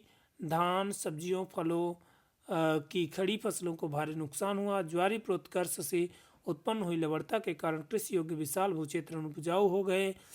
साल, सागवन एवं बांस के बागान वाले विशाल भूक्षेत्र नष्ट हो गए। पारादीप और कोणार्क के बीच स्थित जो मैंग्रोव के जंगल थे वो लुप्त ही हो गए। ठीक है दोस्तों, तो इस तरह से दोस्तों ये देख लिया हमने चक्रवात को भी। अब हम देखते हैं आर्द्रता, मॉइस्चर। तो जब क्या है दोस्तों, जब जल पृथ्वी एवं विभिन्न जलाशयों से वाष्पित होता है तो यह जलवाष्प बन जाता है। When water evaporates from land and different water bodies it becomes water vapour. वायु में किसी भी समय जलवाष्प की मात्रा को आर्द्रता कहते हैं। Moisture is the air at any time. तो वायु में किसी भी समय क्या है, जो जल वाष्प की मात्रा होती है उसी को क्या कहते हैं दोस्तों, आर्द्रता कह देते हैं। जैसे जैसे वायु क्या होती है दोस्तों, गर्म होती जाती है, इसकी जल वाष्प धारण करने की क्षमता बढ़ती जाती है। तो वायु क्या होता है दोस्तों, जैसे जैसे गर्म होती जाती है तो इसका जो जल वाष्प धारण की क्षमता होती है दोस्तों वो क्या होती जाती है, बढ़ती जाती है। और इस प्रकार यह और अधिक आर्द्र हो जाती है और इस तरह से क्या होता है दोस्तों, ये जो वायु होती है ये और ज़्यादा मॉइस्चराइज हो जाती है। तो क्या है दोस्तों, as the air get warmer its capacity to hold the water vapour increases and so it becomes more and more humid. तो क्या होता है दोस्तों, ये और ज़्यादा मॉइस्चराइज हो जाती है। जब जलवाष्प ऊपर उठता है तो यह ठंडा होना शुरू हो जाता है और जैसे ही क्या होता है दोस्तों, जो जल वाष्प होती है वो क्या होती है, ऊपर उठती है तो धीरे धीरे ठंडा होना शुरू हो जाता है। और क्या होता है दोस्तों, जल वाष्प संघनित होकर ठंडा होकर जल की बूंद बनाते हैं। बादल इन्हीं बूंदों को एक समूह होता है। बादल क्या होता है दोस्तों, जो ये बूंदें होती हैं जल वाष्प की, इन्हीं का एक क्या होता है, ग्रुप होता है। तो the water vapour condenses causing formation of droplet of waters cloud are just masses of such water droplets. तो ये जो क्या होती हैं, जल की बूंदें होती हैं, इन्हीं के समूह को क्या कहा जाता है दोस्तों, बादल कह दिया जाता है। जब जल की ये बूंदें इतनी भारी हो जाती हैं कि वायु में तैर न सके तब वर्षण के रूप में नीचे आ जाती हैं। और यही जो क्या है दोस्तों, जल की जो बूंदें हैं जब ये ज़्यादा भारी हो जाती हैं, ज़्यादा कंडेंसेड हो जाती हैं तो और उसके कारण क्या होती हैं दोस्तों, वायु में तैर नहीं पाती हैं, तब ये वर्षा के रूप में नीचे आ जाती हैं। तो when these droplets of water become too heavy to float in air then they came down is precipitation. तो प्रेसिपिटेशन वर्षण के रूप में ये क्या हो जाता है दोस्तों, यही जो जल की बूंदें होती हैं ये नीचे आ जाती हैं। आगे है दोस्तों, आर्द्रता में आगे है, आकाश में उड़ते हुए जेट हवाई जहाज अपने पीछे सफ़ेद पद चिन्ह छोड़ते हैं। इसके इंजनों से निकली नमी संघनित हो जाती है। तो इसका जो इंजन है दोस्तों, उससे निकली जो नमी है वो क्या हो जाती है, संघनित हो जाती है। तो वायु के गतिमान ना रहने की स्थिति में यह संघनित नमी कुछ देर तक पथ के रूप में दिखाई देती है। तो वायु के गतिमान ना रहने की स्थिति में क्या होता है दोस्तों, जो संघनित नमी होती है कुछ देर तक अपने रास्ते के रूप में दिखाई देती है। तो jet planes fly in the sky leave a white trail behind them the moisture from their engine condenses we see trails of this condenses moisture for some times when here is no air movement to disturb it। जब तक कि उसको हवा है ना की गति क्या करती है, डिस्टर्ब नहीं करती, तब तक वो बना रहता है। पृथ्वी पर जल के रूप में गिरने वाला वर्षण वर्षा कहलाता है। और पृथ्वी पर क्या होता है दोस्तों, जो जल के रूप में गिरने वाला वर्षण है वो वर्षा कहलाता है। तो precipitation that comes down to the earth is liquid form is called rain. ज़्यादातर भौम जल वर्षा जल से ही प्राप्त होता है। और जो ज़्यादातर क्या होता है दोस्तों, भौम जल होता है वो वर्षा से ही प्राप्त होता है। पौधे जल संरक्षण में मदद करते हैं और जो पौधे होते हैं दोस्तों वो क्या करते हैं, जल संरक्षण में मदद करते हैं। Plants help preserve water. तो ये क्या करते हैं दोस्तों, वाटर प्रिजर्व करने में हेल्प करते हैं, मदद करते हैं। जब पहाड़ी से काटे जाते हैं, जब पहाड़ी से पेड़ काटे जाते हैं, वर्षा जल अनावृत पहाड़ों से नीचे बहता है एवं निचले इलाकों में बाढ़ का कारण बन जाता है। तो जब क्या होता है दोस्तों, पहाड़ी से पेड़ ज़्यादा संख्या में काट लिए जाते हैं तो जल क्या होता है, अनावृत पहाड़ों से नीचे बहता है और निचले इलाकों में बाढ़ का क्या हो जाता है दोस्तों, कारण बन जाता है। क्योंकि जो जल होता है दोस्तों, तो जब क्या होता है, जंगल नहीं रहता है दोस्तों, तो जल तेज़ी से बहता है और वो क्या हो जाता है, निचले इलाकों में बाढ़ का कारण बन जाता है। ये इस तरह से दोस्तों ये क्या है, फिगर है, आप लोग देखिएगा वीडियो को रोक करके। और अब अगला चैप्टर है हमारा दोस्तों चैप्टर नंबर 5 वाटर, अध्याय 5 वाटर। वाटर क्या होता है दोस्तों, इसके बारे में भी देख लेते हैं। हमने देखा चैप्टर नंबर 4 में एयर, और अब हम देखेंगे वाटर को। तो थलशाला यह छोटी घर के पौधे रखने की एक कृत्रिम अहाता होता है। क्या होता है दोस्तों, जो थलशाला होती है, थलशाला it is the artificial yard of small house keeping plants. ये क्या होता है दोस्तों, घर में क्या करते हैं, जो कांच का वो होता है और जिसमें क्या करते हैं, पौधे रख देते हैं तो कृत्रिम रूप से जो बनाया जाता है तो उसको क्या कहते हैं दोस्तों, थलशाला कहा जाता है। सूर्य के ताप के कारण जल वाष्पित हो जाता है। ठंडा होने पर जल वाष्प संगठित होकर बादलों का रूप ले लेता है। और ठंडा होकर के क्या होता है दोस्तों, जो जल वाष्प होता है वो क्या करता है, संगठित होकर बादलों का रूप ले लेता है। यहाँ से यह वर्षा अथवा सहिम वृष्टि के रूप में धरती या समुद्र पर नीचे गिरता है। तो water evaporates due to the heat of the sun. When it cools the water vapour gets organised and takes the forms of clouds. From here it falls down on the earth or sea in the form of rain is gentle rain. तो क्या होता है दोस्तों, ये इसको क्या कहते हैं, धीमी वर्षा कहते हैं। आगे है दोस्तों, जिस प्रक्रम में जल लगातार अपने स्वरूप को बदलता रहता है और महासागरों, वायुमंडल एवं धरती के बीच चक्कर लगाता रहता है, उसको जल चक्र कहते हैं। जैसे दोस्तों होता क्या है, होता ये है कि जल क्या होता है, जल पहले तो क्या होता है दोस्तों, जल जब वाष्प के रूप में परिवर्तित होता है तो जो जल की बूंदें होती हैं वो क्या होती हैं, ऊपर उठती हैं, है ना। गर्म होने के कारण, वाष्पीकृत होने के कारण हल्की हो जाती हैं और हल्की होने के कारण क्या होती हैं दोस्तों, वायुमंडल में ऊपर उठती हैं। और जैसे ये ऊपर उठती हैं बूंदें तो ये क्या होती हैं, कंडेंसेड हो जाती हैं, संघनित होकर के बादल बनाती हैं। और जब बादल बनता है तो ये बूंदें क्या होती हैं, है ना, ज़्यादा क्या हो जाती हैं, मजबूत, मतलब ज़्यादा वजनी हो जाती हैं और इकट्ठी होकर के वर्षा के रूप में फिर से क्या हो जाती हैं, धरती पर आ जाती हैं। और ये क्या होता है, धरती से फिर से ये जल क्या करता है, महासागरों में चला जाता है। और इस तरह से क्या होता है दोस्तों, ये प्रोसेस चलती रहती है। और ये पूरी प्रोसेस क्या कहलाती है दोस्तों, वाटर साइकिल के नाम से जानी जाती है। तो जिस प्रक्रम में क्या होता है दोस्तों, जल लगातार अपने स्वरूप को, अपने फॉर्म को चेंज करता रहता है, बदलता रहता है और महासागरों, वायुमंडल एवं धरती के बीच में क्या करता है दोस्तों, चक्कर लगाता रहता है। तो इस कारण इसको पूरा क्या कहते हैं, जल चक्र कहते हैं। ठीक है दोस्तों।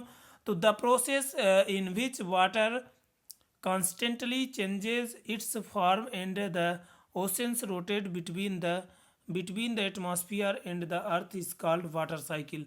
तो पूरी प्रोसेस है दोस्तों जिसमें क्या होता है, जल अपने स्वरूप को बदलता रहता है, महासागरों, वायुमंडल एवं धरती के बीच क्या करता है दोस्तों, चक्कर लगाता रहता है। और इस पूरे चक्र को क्या कहा जाता है, वाटर साइकिल या जल चक्र कहा जाता है। ठीक है दोस्तों, आगे देखते हैं। ये देखिए हमारा यहाँ पे जो है तो फिगर के माध्यम से दिखाया गया है। जैसे ये जल है दोस्तों, है ना, ये क्या है, इसका वाष्पीकरण हो रहा है। जब वाष्पीकरण होगा तो जल जो बूंदें होंगी तो वो क्या होंगी, वाष्प के रूप में हल्की होकर के ऊपर उठेंगी।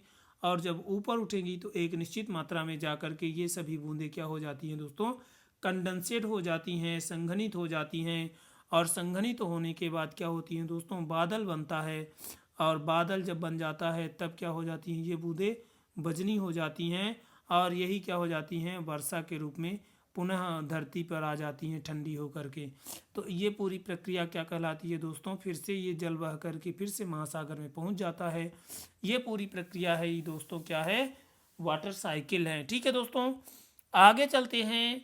अलवण जल के मुख्य स्रोत नदी, ताल, सूते एवं हिमनद हैं। जो क्या है दोस्तों, अलवण जल है, फ्रेश वाटर है, उसके मुख्य स्रोत क्या है, नदी है, तालाब हैं, सूते हैं और हिमनद हैं। तो the main source of fresh water are river bed and cotton and glaciers हैं। महासागर एवं समुद्रों का जल लवड़ी होता है। महासागर और समुद्रों का जल क्या होता है दोस्तों, लवड़ी होता है ना, खारा होता है। इसमें अधिकांश नमक सोडियम क्लोराइड या खाने में उपयोग किया जाता है।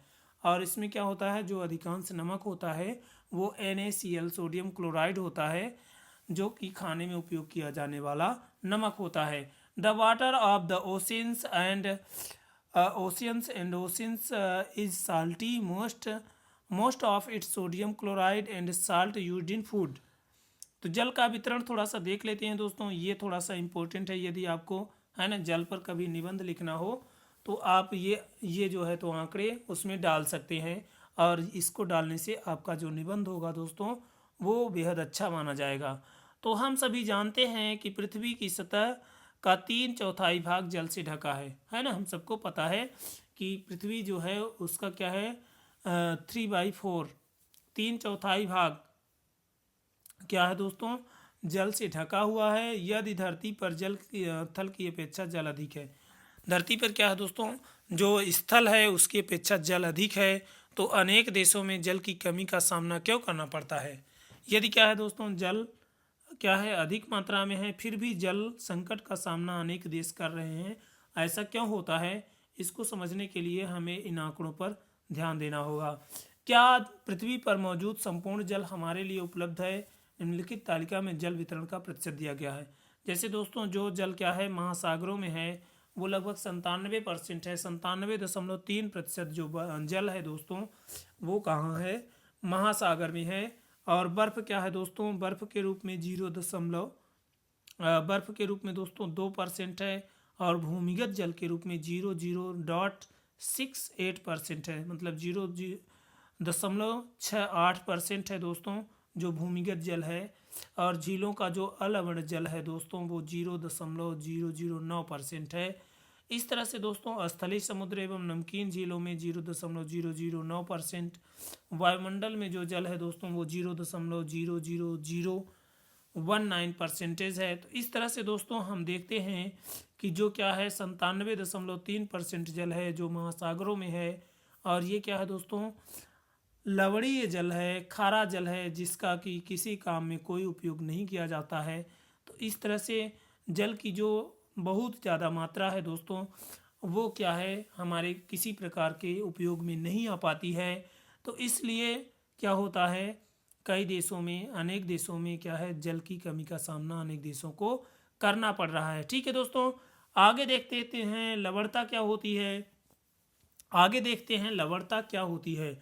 लवणता क्या होती है दोस्तों, प्रति 1000 ग्राम जल में मौजूद जो नमक की मात्रा होती है वही क्या कहलाती है दोस्तों, लवणता कहलाती है। लवणता 1000 ग्राम जल में मौजूद नमक की मात्रा होती है।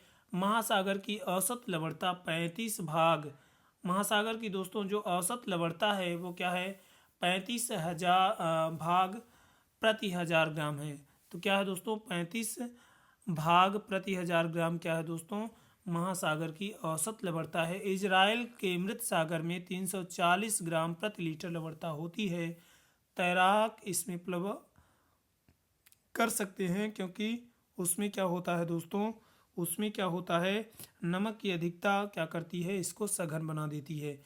तो जो इजराइल का मृत सागर है वो क्या है दोस्तों 340 ग्राम प्रति लीटर लवणता उसमें है। इसी कारण तैराक उसमें डूबते नहीं हैं और आसानी से तैर लेते हैं। ठीक है दोस्तों, यही टर्म दोस्तों यहाँ पे इंग्लिश में लिखा है तो आप लोग थोड़ा सा देख लेंगे। Do you no salinity is the amount of salt is grams present in 1000 grams of water. The average salinity of the oceans is 35 parts of per thousand. Dead Sea is Israel has salinity of 340 grams per liter of water. Swimmers can float in it become the increased salt contents make is dense. ठीक है दोस्तों, ये क्या है दोस्तों, यहाँ पे ये वर्ल्ड का मानचित्र यहाँ पे दिया है ना। तो ये यहाँ पे हमारा इसमें थोड़ा सा दिखाया गया है उत्तरी अमेरिका, दक्षिणी अमेरिका, अफ्रीका, है ना। ठीक है दोस्तों, ये एशिया हो गया, ये ऑस्ट्रेलिया हो गया, नीचे अंटार्कटिका हो जाएगा दोस्तों, और इधर ये वाला ये हिस्सा क्या हो जाएगा यूरोप है। ठीक है दोस्तों, तो इस तरह से ये क्या है दोस्तों हमारे महाद्वीप हो गए। और इधर देखिए दोस्तों ये क्या है हमारा अटलांटिक सी है, ये पैसिफिक सी है, और ये क्या है दोस्तों हिंद महासागर है। और यहाँ पे दोस्तों लाल सागर है, ये मेडिटेरेनियन सी है, इसके ऊपर काला सागर है, कैस्पियन सागर है। इस तरह से दोस्तों आप लोग देखेंगे ये ब्रह्मपुत्र नदी, गंगा नदी, हांगहो नदी चीन की है दोस्तों, ये पूर्वी चीन सागर है, दक्षिण चीन सागर है, ये बंगाल की खाड़ी, ये अरब सागर, कर्क रेखा दोस्तों, है ना। तो ये सब मैपिंग वाले सेक्शंस में देखेंगे। अभी हम लोग चलते हैं आगे की तरफ। तो do you know March 22 is celebrated as World Water Day when the need of conserve water is reinforced in different ways. तो दोस्तों 22 मार्च क्या है हमारे देश में 22 मार्च को क्या है दोस्तों विश्व जल दिवस के रूप में मनाया जाता है। और इसी के कारण क्या है दोस्तों जल संरक्षण की विभिन्न विधियों को प्रबलित किया जाता है। आगे देखते हैं दोस्तों ओशन सर्कुलेशन, महासागरीय परिसंचरण क्या है। महासागरीय परिसंचरण ताल एवं झील के शांत जल के विपरीत महासागरीय जल हमेशा गतिमान रहता है, यह कभी शांत नहीं रहता। ठीक है दोस्तों, जो जैसे क्या होता है दोस्तों, जैसे तालाब और झील का जल क्या रहता है, शांत रहता है, तो वैसे महासागर का जल हमेशा गतिमान रहता है, कभी शांत नहीं रहता है। ठीक है दोस्तों, तो unlike the calm waters of the lake and lake ocean water is always moving, it is never calm, वो कभी भी क्या होता है दोस्तों शांत नहीं रहता। महासागर की गतियों को इस प्रकार वर्गीकृत कर सकते हैं। One can classify the moments of the ocean as waves, तरंगे, है ना, इब टाइड, ज्वार भाटा और धाराएं। ठीक है दोस्तों, वेव्स, करंट, यहाँ पे दोस्तों थोड़ा सा मिस्टेक है, करंट ये होगा, धाराएं करेंट्स। ठीक है दोस्तों, तो वेव्स हो गया, इब टाइड हो गया, एब एंड टाइड हो गए और वेव्स हो गया। ठीक है दोस्तों, आगे चलते हैं। Waves are formed when wind scraps across the ocean surface, the stronger the wind blows the bigger the wave becomes. तो जब समुद्री सतह पर पवन क्या होती है, बहती है, तब तरंगे उत्पन्न होती हैं, और जितनी ही तेज पवन बहती है तरंगे भी उतनी ही बड़ी होती जाती हैं। ठीक है दोस्तों, अब है हमारे पास सुनामी के बारे में। तो दोस्तों सुनामी के बारे में भी डिस्कस कर लेते हैं। तूफान में तेज वायु चलने पर विशाल तरंगे उत्पन्न होती हैं, इनके कारण अत्यधिक विनाश हो जाता है। इनके कारण क्या होता है दोस्तों, बहुत ज़्यादा क्या होता जाता है दोस्तों, विनाश हो जाता है। तो massive waves are produced when strong winds below is a storm causing extreme destruction. भूकंप, ज्वालामुखी, उद्गार या जल के नीचे भूस्खलन के कारण क्या होता है दोस्तों, महासागरीय जल अत्यधिक विस्थापित हो जाता है और इसके परिणामस्वरूप 15 मीटर तक की ऊंचाई वाली विशाल ज्वारी तरंगे उठ जा सकती हैं, और इसको क्या कहा जाता है, सुनामी कहते हैं। तो भूकंप, ज्वालामुखी, उद्गार या जल के नीचे यदि क्या हो जाता है दोस्तों, भूस्खलन हो जाता है, तो जो महासागरीय जल है वो बहुत ज़्यादा क्या हो जाता है, अपने स्थान से उठता है और विस्थापित हो जाता है, और 15 मीटर की ऊंचाई तक क्या हो जाता है दोस्तों, ये तरंगे उठ जाती हैं और सुनामी कहलाती हैं। तो अब तक का सबसे विशाल सुनामी 150 मीटर मापा गया था। यह तरंगे 700 किलोमीटर प्रति घंटे से अधिक की गति से चलती हैं। 2004 के सुनामी भारत के तटीय क्षेत्रों में अत्यधिक विनाश हुआ था। सुनामी के बाद अंडमान निकोबार द्वीप समूह का जो इंदिरा पॉइंट है वो डूब गया था। ठीक है दोस्तों, तो क्या है, the largest tsunami ever measured was 150 metres. These waves move at a speed of 700 kilometers per hour. The 2004 tsunami caused immense destruction in the coastal areas in India. After the tsunami, the Andaman and Nicobar deep group drowned Indira point was. तो जो Indira point था दोस्तों वो 2004 की tsunami में डूब गया था। तो सुनामी जापानी भाषा का एक शब्द है जिसका अर्थ है पोताश्रय तरंगे, क्योंकि सुनामी आने पर पोताश्रय नष्ट हो जाते हैं। तो जो पोताश्रय होते हैं दोस्तों वो क्या हो जाते हैं, नष्ट हो जाते हैं। तो इस कारण से है ना, ये जापानी भाषा का एक प्रकार का वर्ड है जिसका मतलब होता है सुनामी।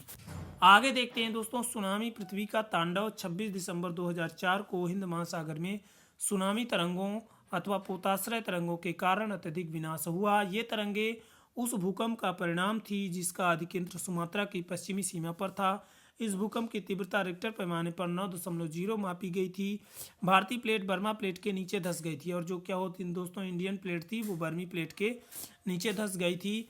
और क्या था दोस्तों, समुद्र तक विस्थापित हो गया था, और समुद्र क्या हो गया था, तल में एक अकस्मात गति उत्पन्न हो गई, और इस कारण यह भूकंप आया और महासागरीय तल लगभग 10 से 20 मीटर तक विस्थापित हो गया और नीचे की दिशा में झुक गया। इस विस्थापन के कारण निर्मित अंतराल को भरने के लिए विशाल मात्रा में महासागरीय जल उसी ओर बढ़ने लगा। फलस्वरूप दक्षिण एवं दक्षिण पूर्वी एशिया के समुद्री तटों से जल हटने लगा। भारतीय प्लेट के बर्मा की प्लेट के नीचे चले जाने पर जल वापस समुद्र तट की ओर लौटा और यह सुनामी 800 किलोमीटर प्रति घंटे की गति से आया, जिसकी तुलना व्यापारिक वायुयानों की गति से की जा सकती है और इसके परिणाम स्वरूप हिंद महासागर के कुछ द्वीप डूब गए। भारतीय सीमा का दूर जो अंतरिक्ष बिंदु इंदिरा पॉइंट था वो भी क्या हो गया दोस्तों, अंडमान निकोबार द्वीप समूह में डूब गया। आगे देखते हैं दोस्तों, पूरी तरह से डूब गया जब सुमात्रा में भूकंप के अधिकेंद्र से तरंगे सुमात्रा की तरफ से अंडमान द्वीप समूह एवं श्रीलंका की ओर बढ़ी। तरंगों की लंबाई कम हो गई, जल की गहराई भी कम होने के साथ साथ इनकी गति भी 700-900 किलोमीटर से 70 किलोमीटर घंटे तक कम हो गई। समुद्र तट से सुनामी तरंगे 3 किलोमीटर तक की गहराई तक गई, जिसके फलस्वरूप 10,000 से अधिक लोगों की मृत्यु हो गई। 1 लाख से अधिक घर प्रभावित हुए। भारत में आंध्र प्रदेश के तटीय प्रदेश, तमिलनाडु, केरल, पुदुचेरी, अंडमान निकोबार द्वीप समूह सर्वाधिक प्रभावित हुए।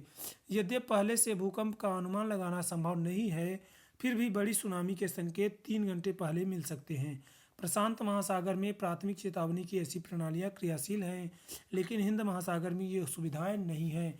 प्रशांत महासागर की तुलना में हिंद महासागर में सुनामी कभी कभी ही आती है, क्योंकि यहाँ भूकंपीय क्रिया बहुत कम होती है। भूकंपीय क्रिया क्या है दोस्तों, हिंद महासागर में बहुत कम होती है, इस कारण यहाँ भूकंप के बहुत कम आते हैं। दिसंबर 2004 में जिस सुनामी ने दक्षिण एवं दक्षिण पूर्वी एशिया के तटों पर तबाही मचाई, वह पिछले कई सौ वर्षों की सर्वाधिक विनाशकारी सुनामी थी।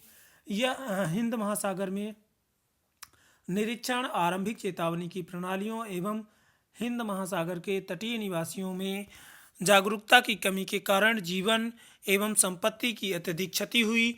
सुनामी आने का प्रथम संकेत यह होता है कि तटीय क्षेत्र से जल में तेजी से कमी आती है और फिर विनाशकारी तरंगे उठने लगती हैं। तो दोस्तों, जब भी सुनामी आने वाली होगी तो क्या होगा, जो तटीय क्षेत्र का जल होगा वो तेजी से क्या होगा दोस्तों, तट से दूर जाने लगेगा। और ऐसा ही हुआ था दोस्तों, जब क्या हुआ, तट के क्षेत्र का जो जल था वो वापस होने लगा, तो लोगों ने सोचा कि ये कैसा चमत्कार है, और लोग तटों पर आ गए और ये नहीं समझ पाए कि ये तट अभी तो ये जल पीछे जा रहा है, लेकिन जब ये तेजी से ऊपर की तरफ आएगा तो तबाही मचा देगा। तो जब तट पर ऐसा हुआ तो लोग ऊंचे स्थानों पर न जाकर उस अचंभे को देखने के लिए तट पर एकत्र होने लगे। इसके फलस्वरूप जब सुनामी ने विशाल तरंग आई तो बड़ी संख्या में उत्सुक खड़े दर्शकों की मृत्यु हो गई। तो जो देखने वाले लोग तट पर गए थे तो उन सभी की क्या हो गई दोस्तों, मृत्यु हो गई। इस तरह से दोस्तों ये क्या है, प्लेट है। अब आगे है दोस्तों ईब टाइड, ज्वार और भाटा। दिन में 2 बार नियम से महासागरीय जल का उठना एवं गिरना ज्वार भाटा कहलाता है। Rising and falling of ocean water twice a day is called tide ebb. जब सर्वाधिक ऊंचाई तक उठकर जल तट के बड़े हिस्से को डुबा देता है तब उसे ज्वार कहते हैं। When the water rises to the highest height and submerged a large part of the coast is called tide. जब जल अपने न्यूनतम स्तर तक आ जाता है एवं तट के पीछे चला जाता है तो उसको भाटा कहते हैं। तो जब क्या होता है दोस्तों, जल तट से आगे की ओर बढ़ता है तो वो ज्वार कहलाता है, और जब नीचे की ओर जाता है दोस्तों तो भाटा। तो ज्वार मतलब जल का तट के ऊपर बढ़ना, हिस्से को डुबो करके ऊपर बढ़ना, और भाटे का मतलब नीचे की ओर घटना। ठीक है दोस्तों, 24 घंटे में एक बार जल उठता है और एक बार क्या होता है दोस्तों, घटता है। सूर्य एवं चंद्रमा के शक्तिशाली गुरुत्वाकर्षण के कारण पृथ्वी की सतह पर ज्वार भाटा आते हैं। तो सूर्य एवं जो चंद्रमा है दोस्तों, उसके शक्तिशाली गुरुत्वाकर्षण के कारण क्या होता है दोस्तों, पृथ्वी की सतह पर ज्वार और भाटा आता है। ठीक है दोस्तों, आगे देखते हैं दोस्तों, ज्वार भाटा में जब पृथ्वी का जल चंद्रमा के निकट होता है तब उस समय चंद्रमा के गुरुत्वाकर्षण बल से जल अभिकर्षित होता है, जिसके कारण उच्च ज्वार आते हैं। तो जब क्या होता है दोस्तों, पृथ्वी का जल चंद्रमा के निकट होता है तब क्या होता है दोस्तों, उच्च ज्वार आते हैं और पूर्णिमा एवं अमावस्या के दिनों में सूर्य, चंद्रमा, पृथ्वी तीनों एक सीध में होते हैं और इस समय सबसे ऊंचे ज्वार उठते हैं। तो इस प्रकार से इस ज्वार को क्या कहा जाता है? बृहद ज्वार कहा जाता है। ठीक है दोस्तों, आगे देखते हैं। लेकिन जब चांद अपने प्रथम एवं अंतिम चतुर्थांश समय होता है तो पृथ्वी और सूर्य का गुरुत्वाकर्षण बल विपरीत दिशाओं से महासागर जल पर पड़ता है। परिणाम स्वरूप निम्न ज्वार भाटा आता है। तो ऐसे ज्वार को लघु ज्वार भाटा कहते हैं। उच्च ज्वार नौ संचालन में सहायक होता है और क्या करता है दोस्तों? High tide helps in air circulation. ठीक है दोस्तों, एयर सर्कुलेशन में क्या करता है? नौ संचालन में सहायता करता है। कौन? उच्च ज्वार। आगे है दोस्तों, ये जल स्तर को तट की ऊंचाई तक पहुंचाते हैं। यह जहाज को बंदरगाह तक पहुंचाने में सहायक होते हैं। उच्च ज्वार मछली पकड़ने में भी मदद करते हैं। जो ये दोस्तों हाई टाइड होता है वो क्या करता है दोस्तों? मछली पकड़ने वाले मछुआरों को भी मदद करता है और ये आसानी से गहरे समुद्रों में चले जाते हैं और वहाँ से मछलियाँ पकड़ करके वापस आ जाते हैं। ठीक है दोस्तों, आगे देख लेते हैं। ज्वार भाटा में उच्च ज्वार के दौरान अनेक मछलियाँ तट के निकट भी आ जाती हैं और इसके फलस्वरूप मछुआरे बिना कठिनाई के मछलियों को पकड़ पाते हैं। तो during high tide many fish come close to the coast. As a result, fishermen are able to catch fish without difficulty. ठीक है दोस्तों, तो बिना डिफिकल्टी के क्या होता है? फिश को कैच कर लेते हैं। कौन? फिशरमैन। कुछ स्थानों पर ज्वार भाटे से होने वाले जल के उतार चढ़ाव का उपयोग विद्युत उत्पन्न करने के लिए किया जाता है। In some places the fluctuations of water due to tidal ebb are used to generate electricity. तो कुछ स्थानों पर क्या होता है दोस्तों? ज्वार भाटे से होने वाले जल के उतार चढ़ाव का उपयोग विद्युत उत्पन्न करने के लिए भी किया जाता है। ठीक है दोस्तों, इलेक्ट्रिसिटी जनरेट करने के लिए भी किया जाता है। आगे इस तरह से दोस्तों यहाँ पे हमारा क्या दिखाया गया है दोस्तों? स्थिति दिखाई गई है। जब क्या होता है दोस्तों? सूर्य, चंद्र, पृथ्वी और सूर्य एक सीध में होते हैं और पृथ्वी के ऊपर चंद्रमा होता है, तब लघु ज्वार भाटा होता है। और बृहद क्या होता है दोस्तों? जब सूर्य, चंद्रमा, पृथ्वी एक सीध में होते हैं, सिजिगी की स्थिति में होते हैं दोस्तों, तो उस स्थिति में क्या होता है? हाई इप्टॉइड आता है। और क्या है दोस्तों? इस स्थिति में भी क्या है? इस तरह से आप लोग ध्यान में रखेंगे कि जब क्या होता है? जब पृथ्वी क्या होती है? पृथ्वी चंद्रमा क्या होता है? पृथ्वी के ऊपर होता है, तब लघु ज्वार। और जब क्या होता है? चंद्रमा, पृथ्वी, सूर्य एक सीध में होते हैं तो क्या होता है? हाई टाइड आता है। तो अब देख लेते हैं दोस्तों महासागरीय करंट। महासागरीय धाराएं निश्चित दिशा में महासागरीय सतह पर नियमित रूप से बहने वाली जल की धारा होती हैं। Ocean currents are regular streams of waters flowing over the ocean surface in the certain directions. महासागरीय धाराएं गर्म या ठंडी हो सकती हैं और जो महासागरीय धाराएं हैं दोस्तों वो गर्म भी हो सकती हैं। Oceanic currents can be hot और कोल्ड, तो ये हॉट भी हो सकती हैं और कोल्ड भी हो सकती हैं। सामान्यतः गर्म महासागरीय धाराएं भूमध्य रेखा के निकट उत्पन्न होती हैं। तो जो क्या होती हैं दोस्तों? हॉट करेंट्स होती हैं, वो क्या होती हैं? भूमध्य रेखा के निकट उत्पन्न होती हैं और ध्रुवों की ओर प्रभावित होती हैं। तो भूमध्य रेखा के पास से उत्पन्न होती हैं और ध्रुवों की ओर चलती हैं। Warm ocean currents usually arise near the equator and flow toward the pole. तो इक्वेटर के नियर क्या होती हैं? ये एराइज होती हैं, उत्पन्न होती हैं और क्या होती हैं दोस्तों? ध्रुवों की ओर चलती हैं। ठंडी धारा ध्रुवों या उच्च अक्षांशों से उष्णकटिबंधीय निम्न अक्षांशों की ओर प्रभावित होती हैं। तो cold currents flow from poles to high latitude और ट्रॉपिकल और लो लेटीट्यूड। तो ट्रॉपिकल से क्या होता है? लो लेटीट्यूड की तरफ और दोस्तों निम्न अक्षांशों की तरफ। और क्या है दोस्तों? जो है तो पोल्स से हाई लेटीट्यूड, ध्रुवों से क्या है दोस्तों? उच्च अक्षांशों की ओर चलती हैं। ठीक है दोस्तों, ये ठंडी धाराएं। आगे है दोस्तों लेब्राडोर महासागरीय धाराएं शीत जल धाराएं होती है। तो Labrador oceanic currents can cold water streams. तो लेब्राडोर की क्या है दोस्तों? ठंडी जलधारा होती है। गल्फ स्ट्रीम की गर्म जलधाराएं होती हैं। महासागरीय धारा किसी क्षेत्र के तापमान को प्रभावित करती है और जो ओशियन करंट होती है दोस्तों affects the temperature of an area. तो किसी एरिया के टेम्परेचर को क्या करती है? इफेक्ट करती है। गर्म धाराओं से स्थलीय सतह का तापमान गर्म हो जाता है। जिस स्थान पर गर्म एवं शीत जलधाराएं मिलती हैं वह स्थान विश्व भर में सर्वोत्तम मत्स्य क्षेत्र माना जाता है। The place will hot and cold water bodies are found is considered the best fishing area worldwide. जहां गर्म एवं ठंडी जलधाराएं मिलती हैं वहां कोहरे वाला मौसम बनता है। इसके फलस्वरूप नौ संचालन में बाधा उत्पन्न होती है। जापान के आसपास एवं उत्तर अमेरिका के पूर्वी तट इसके क्या हैं, एग्जाम्पल हैं। ठीक है दोस्तों, इस तरह से ये हमारे यहाँ पे धाराएं दिखाई गई हैं। ठीक है दोस्तों, तो इसको देख लेंगे थोड़ा सा और फिर आगे चलेंगे। तो दोस्तों देखते चलते हैं, एक एक धाराओं को देख लेते हैं। ये देखिए दोस्तों, ये लेब्राडोर की क्या धारा है, ठंडी जलधारा है। और ये कैलिफोर्निया की है धारा। ये दोस्तों ये अलास्का की है। ये उत्तरी विषुवतीय धारा है। ये गल्फ स्ट्रीम है। ये कैनरीज धारा है। ठीक है दोस्तों, ब्राज़ीलिया की धारा है। वेनेजुएला धारा है। इस तरह से फॉकलैंड धारा, हम्बोल्ट धारा पेरू की है दोस्तों, है ना। क्यूरोसियो धारा, अयासियो धारा, विषुवतीय विपरीत धारा, दक्षिणी विषुवतीय धारा, अंगुल्हास की धारा। इस तरह से दोस्तों ये सभी क्या हैं, प्रमुख जलधाराएं हैं। इनको आप लोग थोड़ा सा लिख करके याद कर लीजिए कि कौन सी गर्म है और कौन सी ठंडी जलधाराएं हैं। तो इस तरह से दोस्तों आज हम इस टॉपिक को यहीं पर समाप्त करेंगे और नेक्स्ट टॉपिक, अगला चैप्टर हम अगले सेशन से लेंगे। और दोस्तों यदि आप लोगों को ये वीडियो अच्छा लगा हो तो वीडियो को लाइक, शेयर और चैनल को सब्सक्राइब करना ना भूलें।